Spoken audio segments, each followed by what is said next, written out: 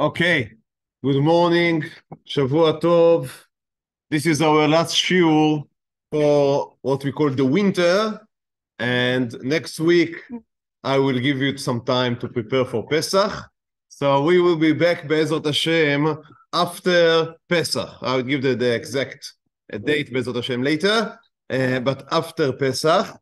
And we want to speak today about Rav Shlomo Kluger, also known as the Maharshak, that is the variation of Moreinu Harav Shlomo Kluger, so Maharshak, or the Chochmat Shlomo. That's Chochmat Shlomo is one of the more than 150 books that he composed. So one of them is called the Chochmat Shlomo, a very well-known one. It's a perush both on the Gemara and on the Shulchan Aruch, so he's known sometimes by that name.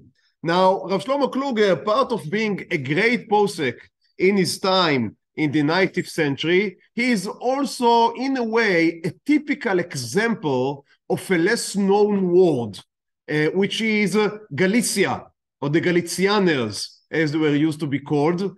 And for reasons that I hope to speak about in Mirza Hashem in the end of the shiur, they somehow survive less than, meaning their spiritual, their spiritual moreshet tradition survived less than of the Yekes, of the Litvaks, of the Hasidic, and so that's a window to an almost extinct universe. So I thought it would be interesting not only to speak about the man, but also about the background that he's coming from.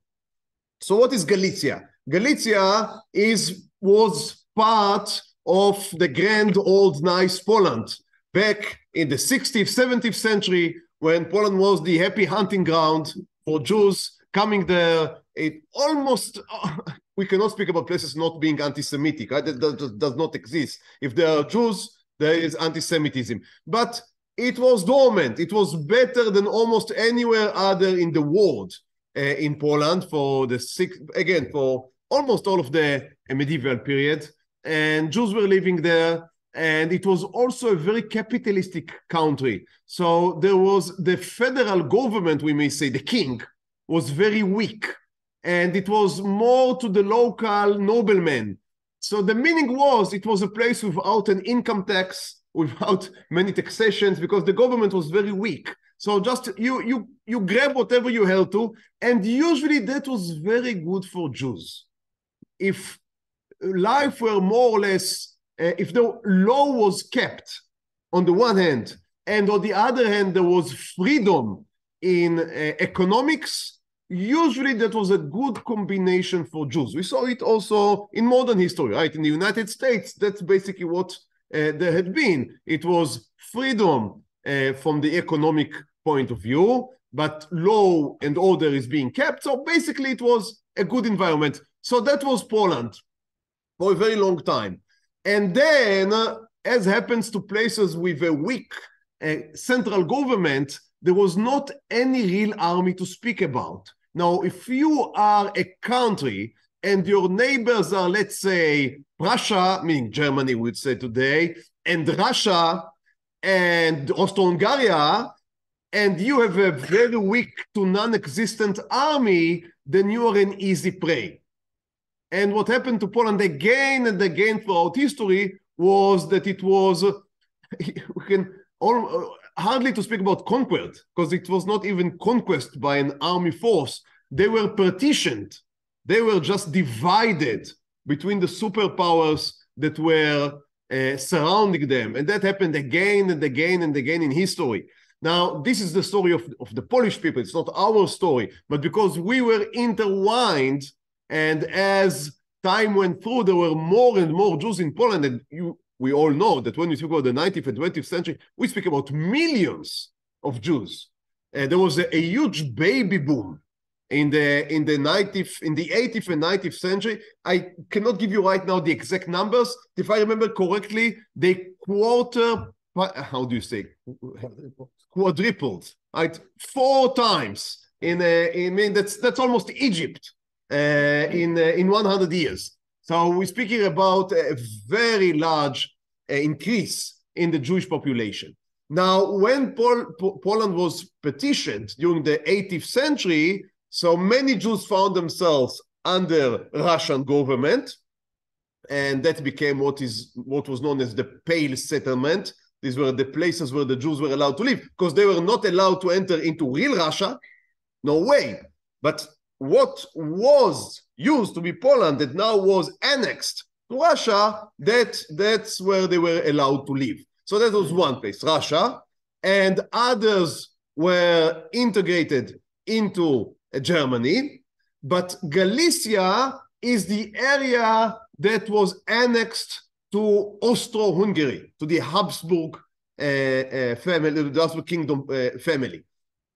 So that is Galicia. Now, what happened was that they moved into a place that was very anti-Semitic. I mean, they didn't move anywhere, they just stay where they are, but the government was anti-Semitic, more than the Polish government. I mean, the government existed, that's to begin with, and it was anti-Semitic. And B, it was that's a typical Central European power. They are very centralist in the way they run the economy. To this day, Central Europe and Western Europe, that's not the United States. It's a very different mindset. Even when they are liberal democracies, they have very different idea about the area that government should take care of than what you have in, again, in the United States. It's a different mindset.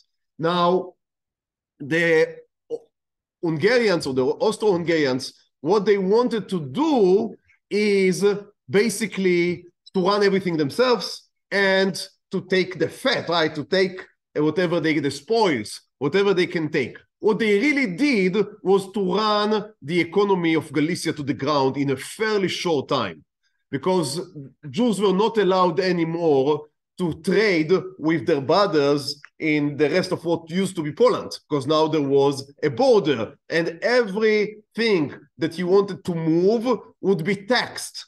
Right? There would be customs when you are moving from one country to the other. So that killed the free economy, the free market that used to be in Poland. The taxes were extremely high. The government was very intrusive into the life of the citizens and of the Jews. Now, it was not something directed only against the Jews. Everyone suffered. So Galicia became a place known for radical poverty. People that were extremely poor, the non-Jews and the Jews. And that is also a part of the story that we are going to tell. So that is the social, we may say, background of our story. Now, the Jews of Galicia, which in the beginning of the 19th century, we speak about, according to Wikipedia, I didn't make too much of a research, but according to Wikipedia, in the beginning of the 19th century, we speak about 300,000 Jews, which is 10% of the whole population of Galicia. So that's a very high percent, it's a very big number of Jews. And they became a hub to the Haskalah movement, to enlightenment. And B, there were a strong Hasidic presence also. We speak about bells, we speak about sons, just to name a few Hasiduyot that I think people would also be familiar with today. And C, they had a very interesting Torah learning shita method that, as I said, unfortunately almost disappeared from the face of the earth. And that was, the Galicianers were known to be extremely keen on knowledge, what we call it, bkius. So knowing vast amounts of Gemara, of Mishnah, of Halacha, of Shulchan Aruch. So just being a great baki was a central condition to become a Galicianer Gadol. So that was one.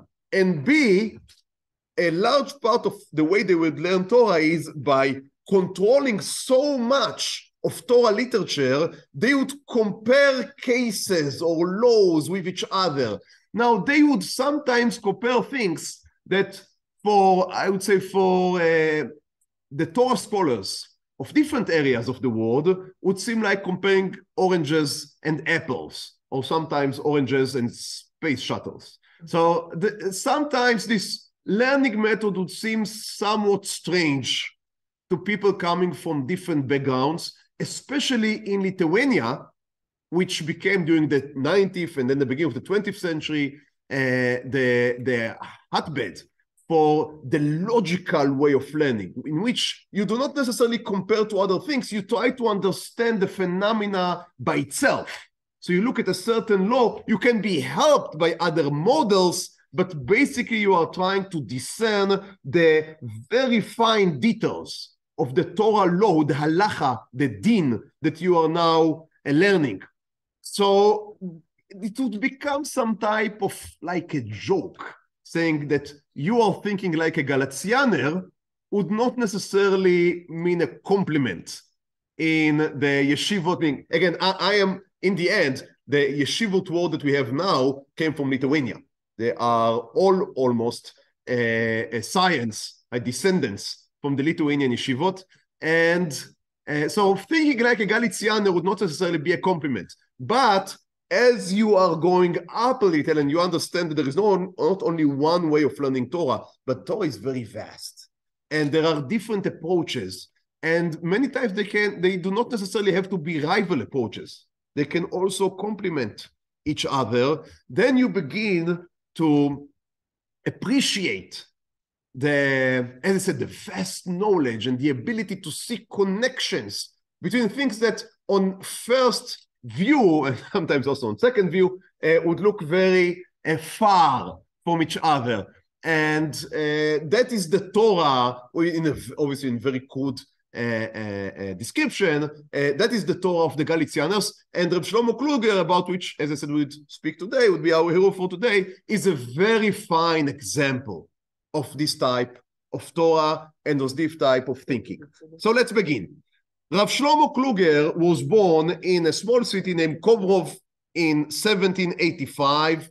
Now, I am relying very heavily on a book, on a sefer that was written by his grandchild, and that knew him a little, and wrote a biography, basically a biography about him. The biography is called Toldot Shlomo, and it can be read for free in Hebrew books.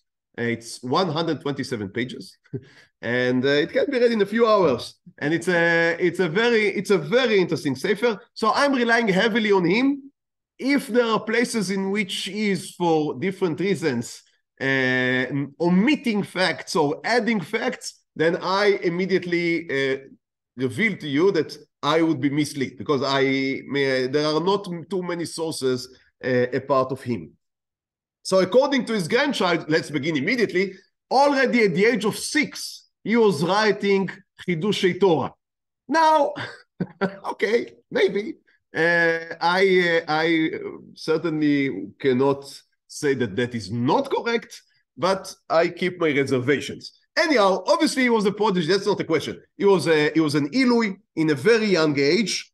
Unfortunately, in the age of 13, he was orphaned from his father, who was his principal teacher up to this point, and he went to Zamość, which was a big Jewish city, famous city, where he learned for a few days. His father was Niftar, and he was able to convince his mother to send him to a faraway yeshiva. He's coming to the yeshiva, and he begins to learn there. And at the age of 13, he decides that the way of learning in this yeshiva is not to his liking, because the Rosh Yeshiva, he thought, was teaching too slowly, and he wanted things to be in a quicker pace. So again, this is a 13-year-old child coming to yeshiva in a faraway place. He says the yeshiva is not for me. He's just going to the adjacent Bet Midrash, Klois, as it was called back then, and he would just sit and learn by himself.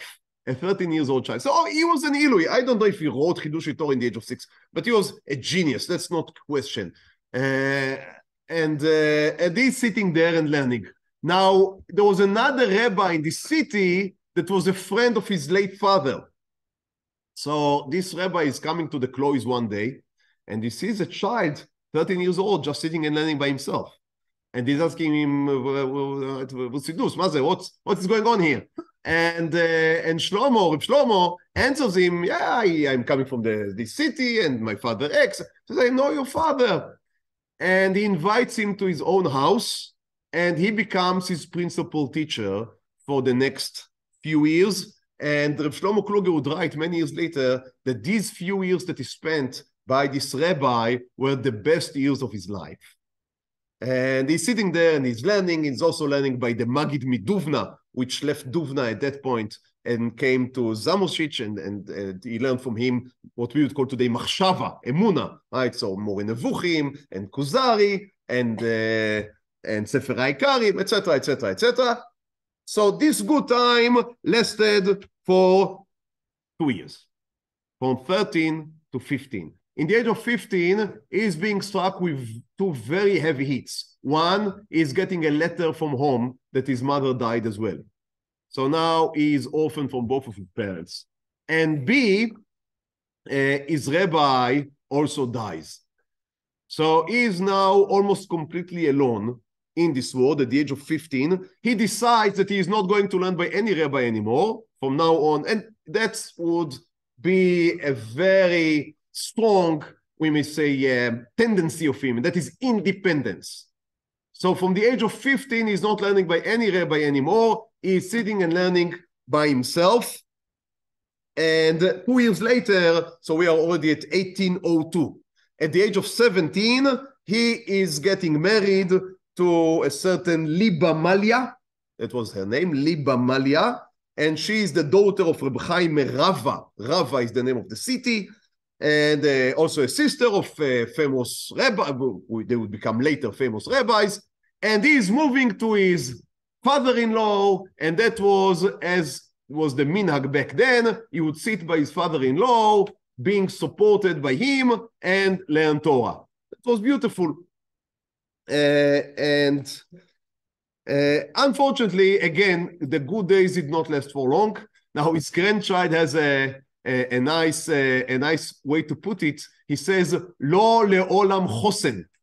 So in Hebrew, Lo le'olam, there's a pasuk, it means that not always there would be strength. But as you can understand, in Ashkenazic, chosen is also your choten, your father-in-law. So Lo le'olam chosen. So it would not be forever that your father-in-law would be able to support you. So his father-in-law also dies. And again, we should understand, we speak about very bleak and sad poverty. So it's not that you have something in your bank account. You can go very quick from just having food on the table to have nothing, not being able to provide for your wife, if that happens. His mother-in-law went into business, but she also died shortly after. And his brothers-in-law, they just went out and became great rabbis. So they were providing from the rabbinate. Now his wife, he had no children. He had a problem with having children. So he is having no children still in this stage.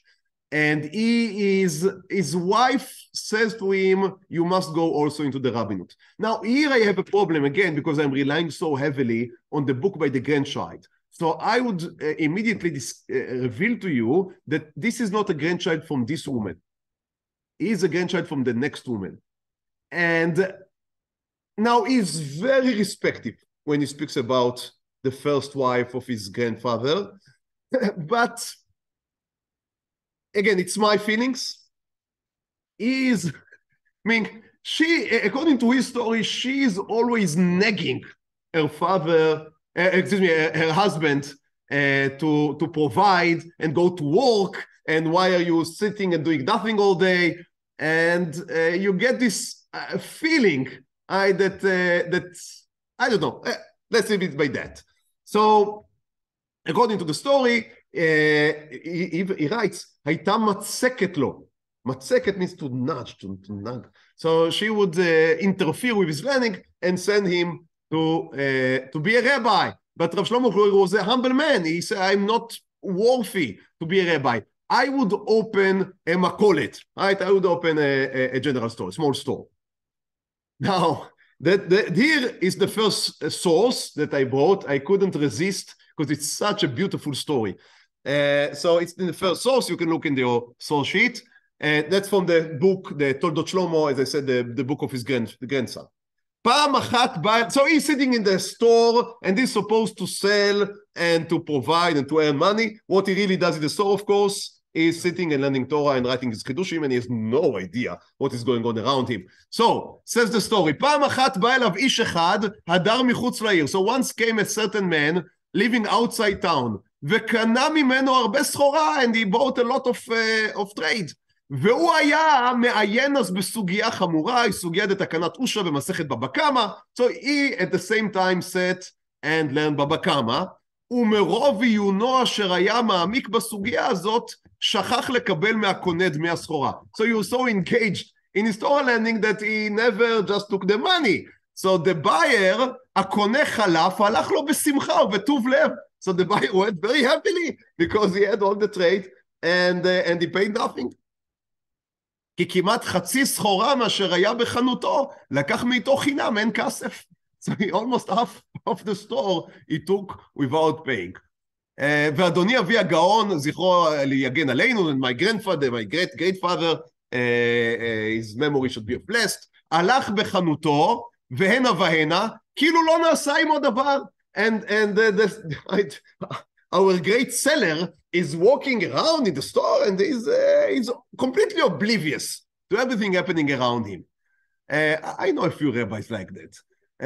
ויהי כעבור שעה או שעתיים, after an hour or two, באה זוגתו הרבנית, הצדקת ז"ל, and then his wife, I told you, that's the way the stories are going. So his wife is coming, and again, he's very respectful, he's saying she was a tzadekes, and fine, ואמר לה, בשורה טובה בפי להודיעך, I have a good thing to tell you, right, בשורה טובה, what is the good saying? כי תודה לאל, מכרתי היום הרבה סחורה לפלויני אלמויני הדר מחוץ לעיר. So, ברוך השם, I made a good deal today, right?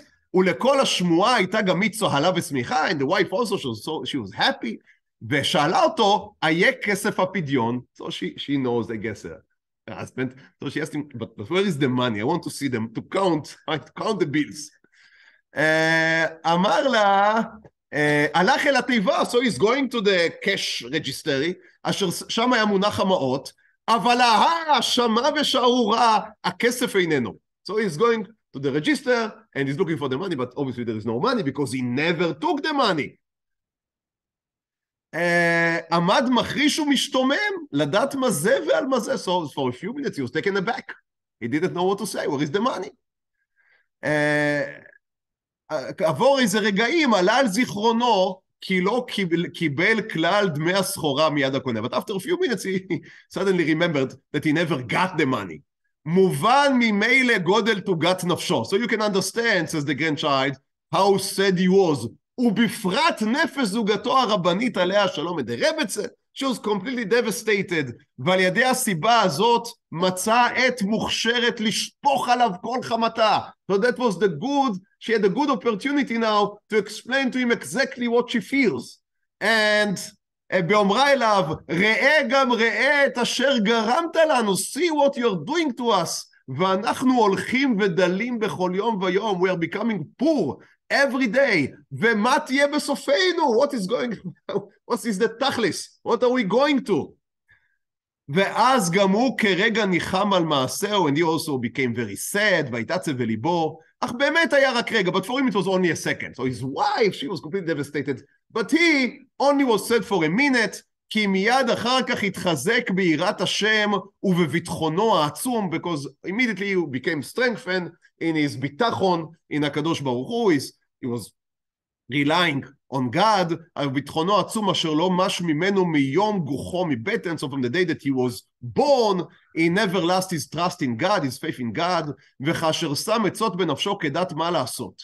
And then he began to think, what can we do? ולא מצא עצה אחרת, he couldn't find any other resort way, כי אם למהר ללך לבית הקונה, so ברוך השם, he knew the name of the buyer. So he said, I have now to run to his home and ask for the money.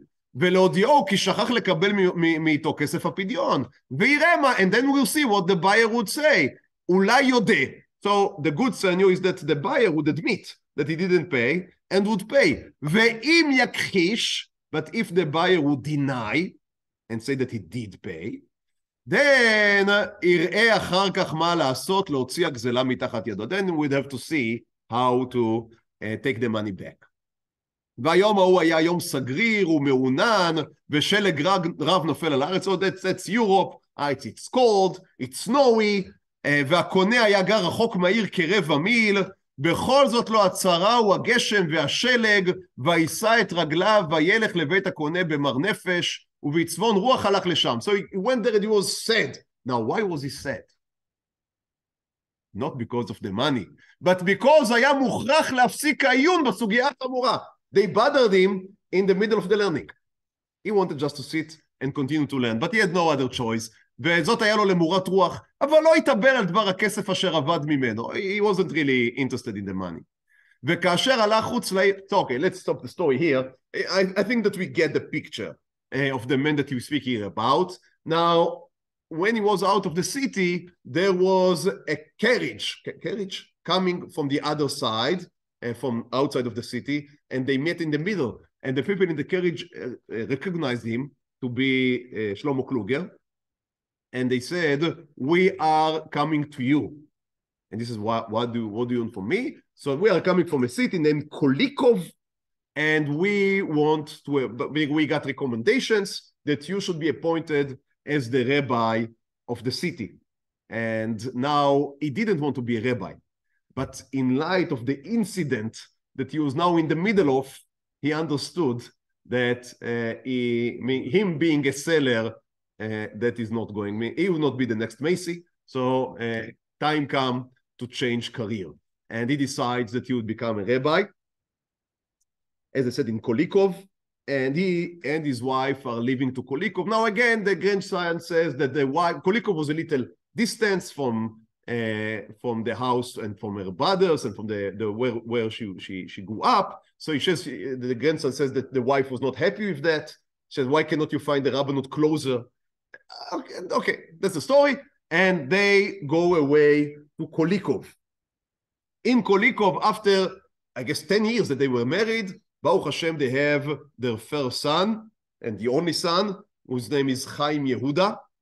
As you can understand from the story I'm telling, unfortunately, he would die fairly young, because the grandchild is not from this son, but from the next son, which would be from the next wife.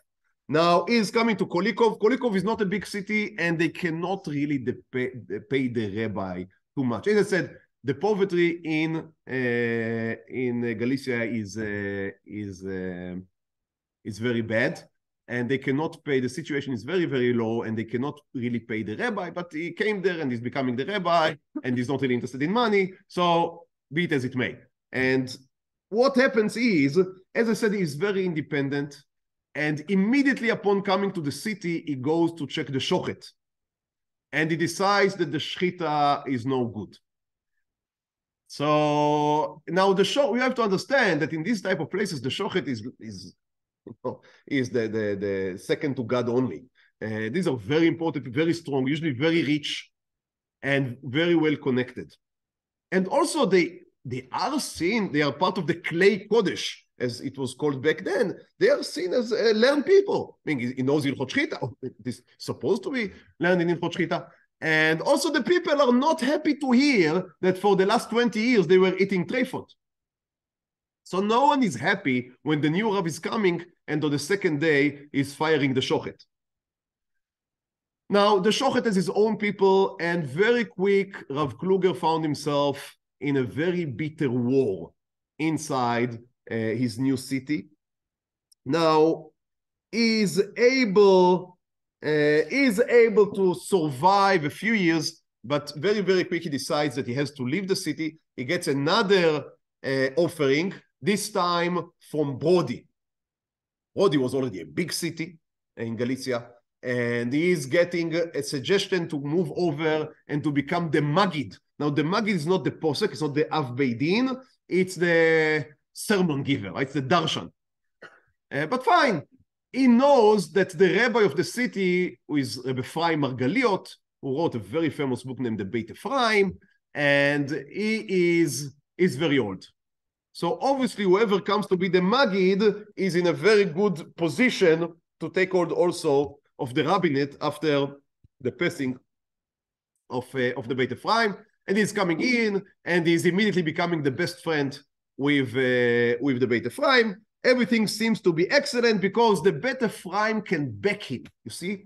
So now when he would go against the Shochet, in a minute we'll have a whole list of what he's going against, but he would be backed by the Beit Ephraim, and that would be very good. That lasted again for 8 years. From 1820 to 1829, the Beit Ephraim is alive, and he is everything that Rav Kluger wants, the Beit Ephraim provides, and it goes very, very well. In 1828, the Beit Ephraim dies, and now Rav Shlomo Kluger becomes the rabbi of the city. I'll tell you in a few minutes about his fights, but let's just get another few events in order. In 1831, there is a cholera pandemic, a very bad one. And many people unfortunately die, especially the poor, because of the sanitary conditions. And the Gvirim, right, the rich men of the city, they decide that they can no longer provide the tachrichim. How do you say tachrichim? The shrouds of meaning people that it's expensive. Nowadays that is not considered expensive, but back then that was expensive. And the Chevra Kadisha would provide for the dead people that cannot, that the relatives cannot provide for them, the shrouds, the tachrichim. But the community says, no, it's too much now. Too many poor people dies. We cannot provide that. And they make this decision, and he stormed into the board of the Chevra Kadisha, and he says, no way, that is not going to happen. And he is standing there and he says to them, if you do that, then you yourself would die in the Magefa.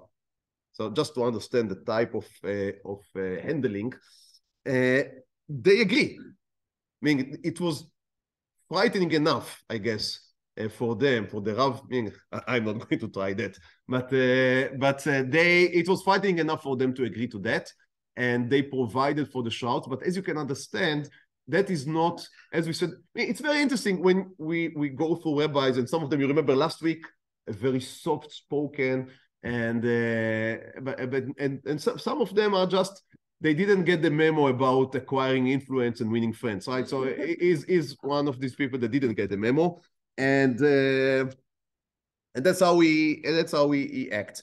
In 1838, his wife, now we call her the first wife, dies. And a year later, he marries another woman from the family of Margaliot, the rabbinic, a very famous rabbinical Galicianer rabbis. And the son Avram Yitzchak is being born, which would later be the father of the grandchild that would write the book. So that's where his descendants would continue. Now, I want to give you a few stories of the way that he acted in his rabbinut in Brody. So one very interesting story is that in Purim, one of the rich people in the city gives him a much larger donation than in the previous years. So every year would give him $1,000, now he gives $6,000. So what's going on? So what Rav Shlomo Kluger does, first thing in order, he sends back all the extra money. Says, give me whatever he gives every year, because it's suspicious that you suddenly sends too much money. And he says to his family and to his Mekoravim, he says to them, he's trying to bribe me. Something is going on. And sure enough, 2 weeks later, this Bgvir comes to him and he says, I became the formal importer, the exclusive importer of rum from England. So from England to Galicia, and I want to get an הכשר for Pesach.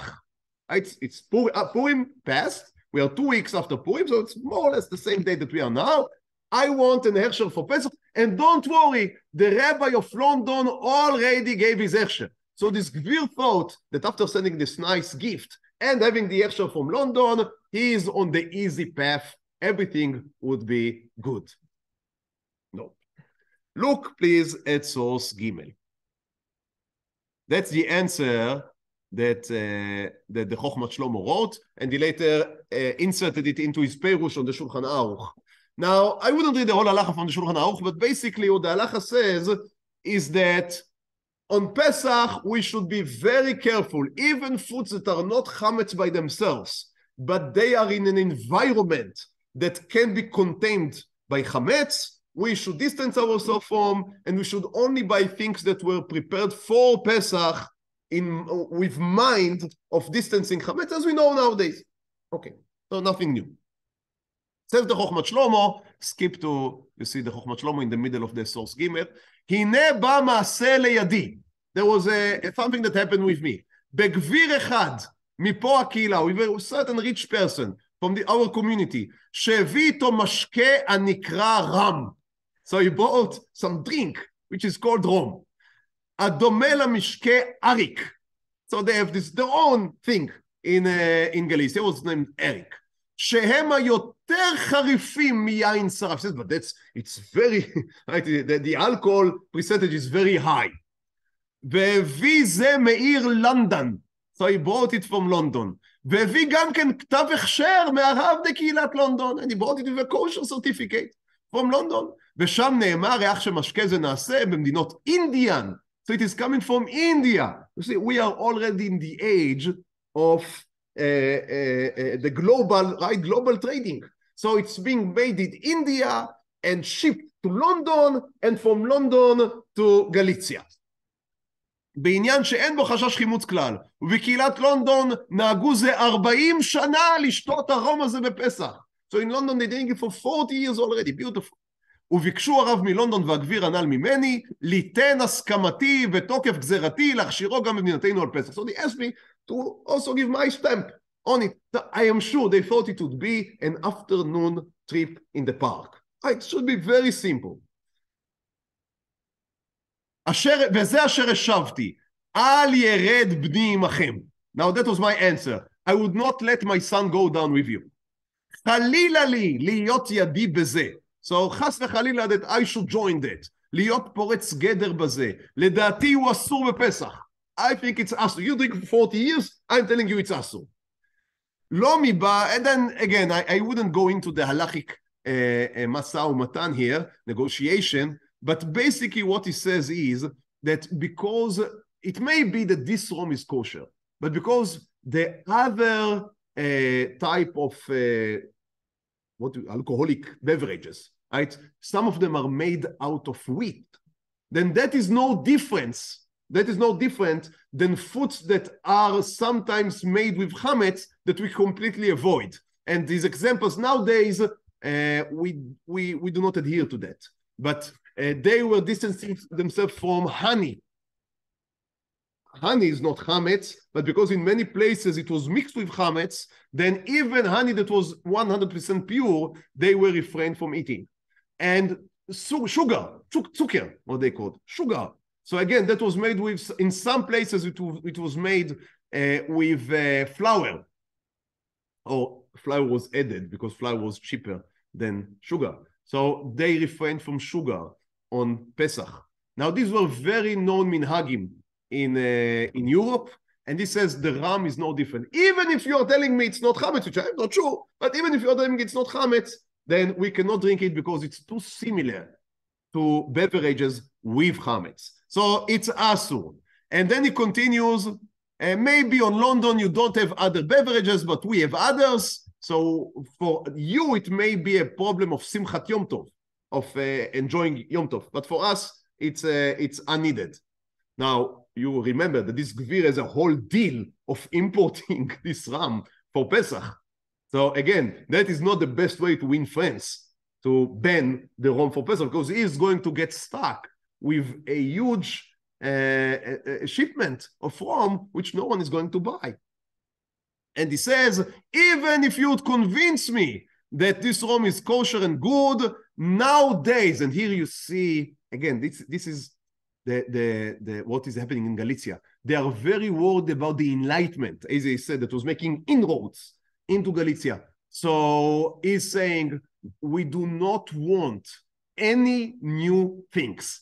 Thank you very much. We are completely happy and satisfied with the old, no need for new things. So your new home, you can keep it to yourself.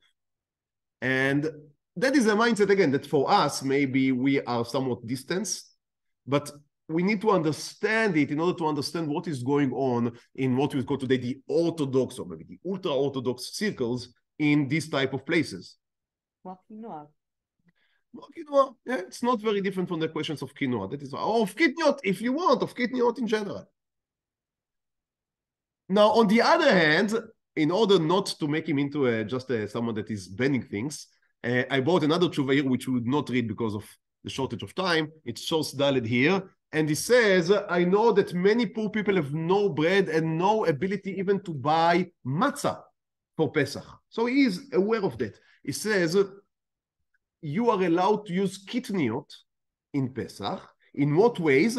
If I guess that kitniot was cheaper than flour, from wheat flour. I mean, that's just, I guess that was the situation, because otherwise his hater makes no sense. But he says, if you treat the kitniot as they were wheat, and you'd prepare, let's say, if you'd, nowadays it's the question of the prichiot ores, this rice, what is the name? Rice what?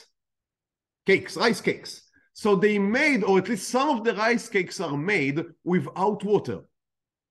But by just, I guess they put hot air into them, and it's becoming this rice cake. So if it was wheat, it was not chametz.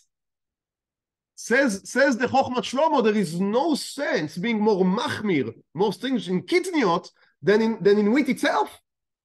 So if it's a process that would not make a wheat into chametz, it should also not make kitniot into asur in Pesach. So as long as you adhere to the laws of chametz and copy them into kitniot, you're allowed to eat kitniot, or so rice cake on Pesach. They were not speaking about rice. I don't think there was so much rice in Europe back then. They were speaking about trikshe. That is, I think it's afuna and this type of kitniot. Beans, yeah, different beans. That's what they had, beans. So he says, as long as you eat the beans in a way that would not make wheat into chametz, you are allowed to eat them on Pesach, which is a very nice heter. Nowadays, some poskim are using this heter, but it's not mainstream. It is considered an outlier. And nowadays, most of the poskim, most of the supervisions would not allow kitniot at all. And no kitniot on Pesach. So that's a... I mean, there is Rav Levanon from Alon Moreh is giving an הכשר to this type of rice cakes. For Ashkenazim, that's right. But as I said, you would not find the mainstream ashgachot that does not exist. Maybe one day, if we would continue the shiur, it would also reach him. But Rav Shlomo Kluger is a very important posek. Now, but again, he was passing that he begins, he says, yeah. Another very interesting tshuva, again with the Chevra Kadisha. So in 1844, the Chevra Kadisha, influenced by the customs of the non-Jews, decided that it would be more mechubadik, more respectful, if instead of carrying the dead on the bed, on the shoulder, they would use a carriage with a horse. That was the way that it was. Nowadays, you would say, this limousine, right? And that is the respectful way of making levaya. And they decided it without him being present in the board meeting of the Chevra Kadisha. So again, he's being told, and he's being told they already bought the carriage and the horse. So it's a done deal. As you can imagine, he says no done deal. He storms in and he says, over my dead body, the pun intended, and I am not going to allow that. They say, we do not ask you. We are the Chevra Kadisha and we run our own business. So that's a collision course. And he says, fine, if you do not adhere to me, I am stopping giving any psikot in the city. I'm not giving any halachot if people do not adhere to what I say. Now, you may think, I mean, if I would stop giving psikot here, then most of you would continue with life pretty happily. But you have to remember, he's giving the hechsher on the meat. If he's stopping giving the hechsher, the butcher is not going to sell meat. If the butcher is not going to sell meat, then the meat tax, which is the main income of the community, is stopped. And the Chevra Kadisha have no money. So he stopped giving psikot. People stopped buying meat. Money stopped coming into the community. But the Chevra Kadisha would not back down. That took 4 weeks. Now, the grandson says in the book that there was a miracle. For 4 weeks, no one died in the city. So it didn't come to the test. After 4 weeks, the Chevra Kadisha made a contract with the government, which were all into enlightenment and into making these Jews into human beings already. How long would you look so strange? So yes, of course, they were in favor of carrying the dead people in carriages, as human beings do. And they wrote to Rav Shlomo Kluger saying to him, that's the law of the land from now on, and you must adhere to it. And then there was a levaya, and Rav Shlomo Kluger, because the policeman came in, and everything was very in order. Again, that's Austro-Hungary. And he took his own shoes, and he was walking after the carriage with the horse as an Avel himself. Now they came to the cemetery, and when the body was taken off of the carriage in order to be buried in the ground, then the people that took it off saw that because of the tiltulim, the movement of the carriage, then there was some blood in the dead person. And now it is unclear. The grandson says that Rav Shlomo Kluger said nothing and did nothing and was completely on the side. The government maybe thought otherwise. Anyhow, the bottom line is that after the levaya, the carriage was burned by angry mob. And now the policemen were not able to stop that, but they became very angry, and he was arrested. Shlomo Kluger was arrested. And for some time, and he came out of it clean in the end, but he decided that he's moving out. After 25 years in Brody, the situation was that he cannot, after everything that had been done, that he cannot continue. And he moved to a place called Berezan. Berezan, another big city, important city in Galicia. Now, the people of Brody, most of them wanted him to stay. He was a very chafuf posek, and it was a respect, it was a kavod an honor for the city to have such a rabbi. So people wanted him to stay. He didn't. He went to Berzan, and immediately after coming to Berzan, he contracted typhus. And he lied in bed for a month or something, very, very sick. For some time, he couldn't recognize his own son. He was very, very sick. And at a certain point, the doctor thought that that's the end. But he had a miraculous recovery. But when he recovered, he said to the people of Berzan, I think Hashem wants me in Brody. And he made a U-turn, and he returned to Brody and continued there up to his death, but not as the rabbi of the city. So after he left, they received a new rabbi. Now again, he was a very important rabbi. Questions came to him from all over the world. He didn't need the rabbinate of Brody, but it seems that he was disillusioned from his ability to really control the Chevra Kadisha and the different chaburot that really ran the city. And he was a great lamdan, great, as I said, he wrote more than 150 books. But not necessarily a great manager. So it doesn't necessarily goes hand in hand. So as long as he had, as I said, as long as he had the Beit Ephraim backing him, the Beit Ephraim was a man of people and was able to help him in his relationship. But later on, it seems that things just blew away. Now, he made war about certain cases. So, for example, not in Galicia, but in what remained of Poland, which was called Congressional Poland, because it was a Poland that was created by the decisions of the Congress of Versailles. So it was decided that the Polish government decided that the Jews women are not allowed to wear tichels anymore. The head kerchiefs, hand covering. So they instead moved to shaitels, and that's what happened in Poland back then. So he wrote to them. It was not for his own people, but he wrote to them saying that is a gzeira, a decree, that its purpose is to uproot our religion, and it's better for us to die than to let them uproot our religion. And that is according to a Gemara in Sanhedrin, saying that in a case of gzeirot shmad, I mean, as we all know, in pikuach nefesh take precedence over the mitzvot. However, if it is not pikuach nefesh because someone is sick, but it's a pikuach nefesh because they want to uproot our traditions, then even on a minor minhag, one is supposed to give his life. And that was his psika. I do not know how many women followed his ruling on the case, but that was a letter that he wrote, a very sharp letter.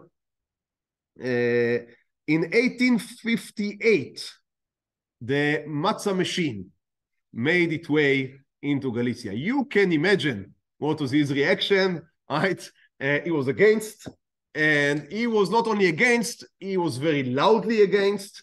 He published his opinion in all of the newsletters, now which in itself is fine, but you have to understand that in Ashkenaz, the German rabbis were mostly in favor of the machine matzah. And him writing so sharply against was not only against the machine matzah, but they took it personally as an attack, on their own authority.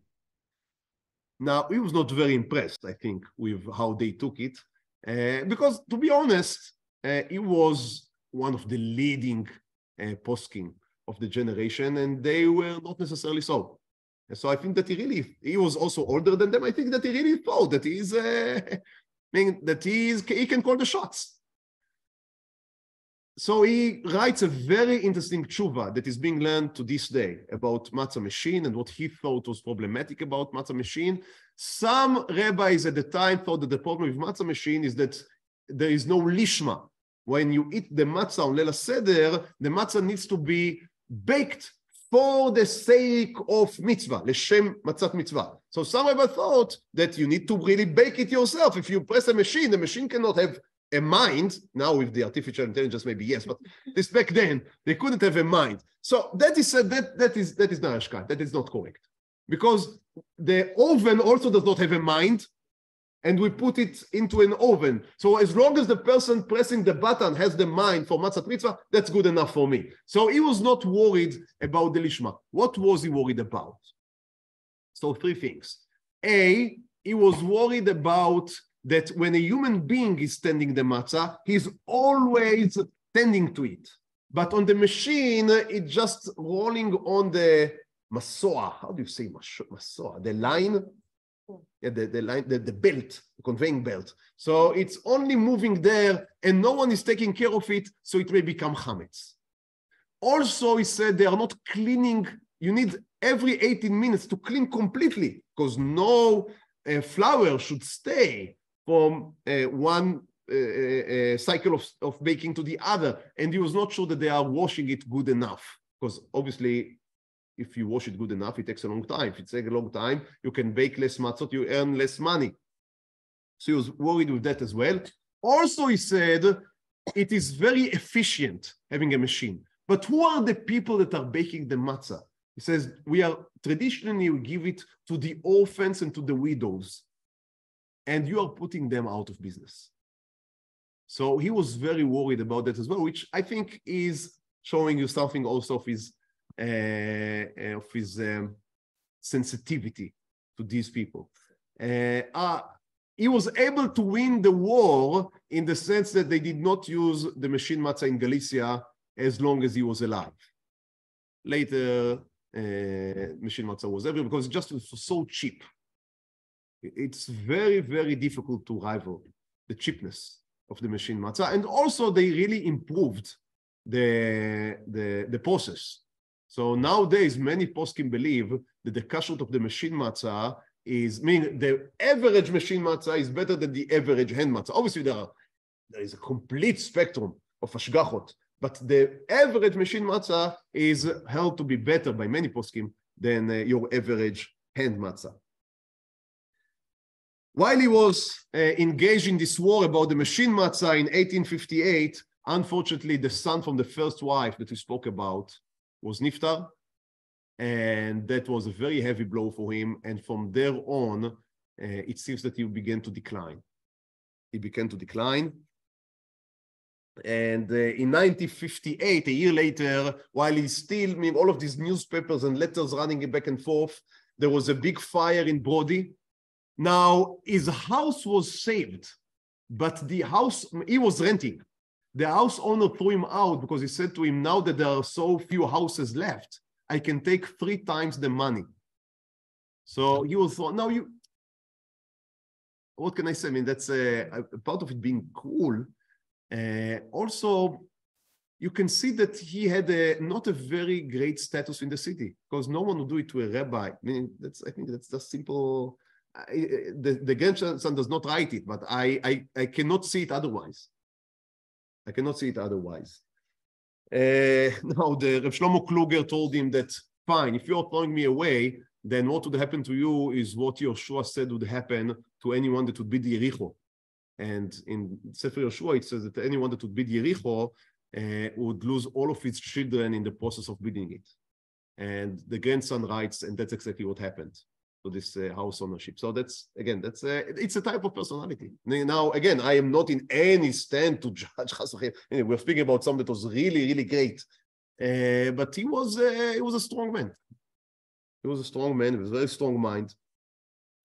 In 1865, he finally passed away at the age of 84. Now, as I said, he wrote more than 150 books. Not all of them were printed at his lifetime. Some of them are still being printed. So many years later. While I was preparing the shiur, I found a whole website called ravshlomokluger.com, in which they translated into English. I mean, not much of his work, because his work is very, very vast, but on the Parshat HaShavua, so every Parsha, you can press a button, and you get some of his drashot on the Parsha, and also on the Chagim, so on Pesach. Beautiful. You can just, maybe I'll send the link later.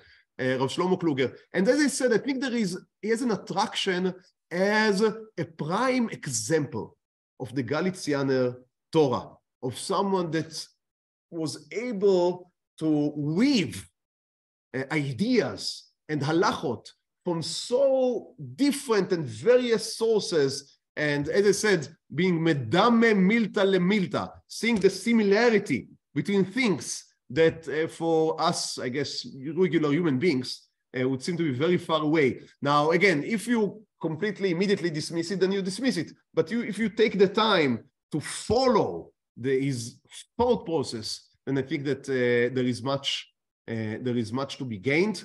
And as I said, it's not only we learned lo lelamed al atzmo bilvad yatsa, we didn't learn about him only as a person, but lelamed al haklal kulo yatsa. I hope that we learn something also about this far universe of the world of Galicia in the 19th century. As I said, next week, Bezrat Hashem, we would be cleaning for Pesach, and we would meet Imir Tzeh Hashem after Pesach. Thank you so much.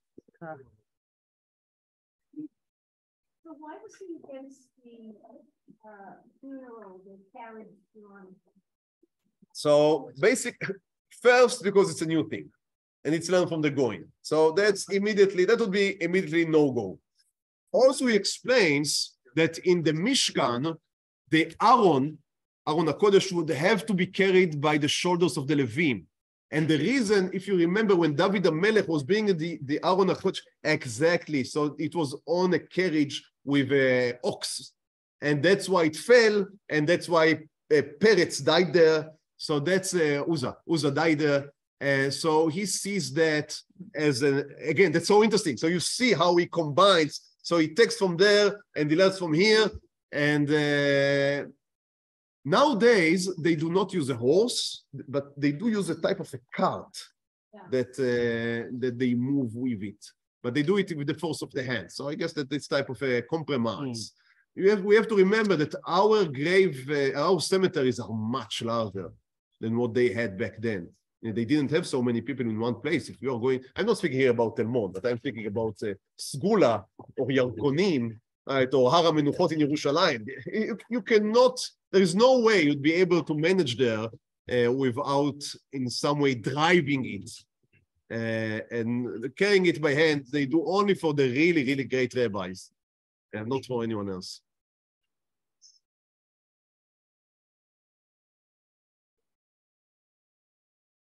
Okay, כל טוב.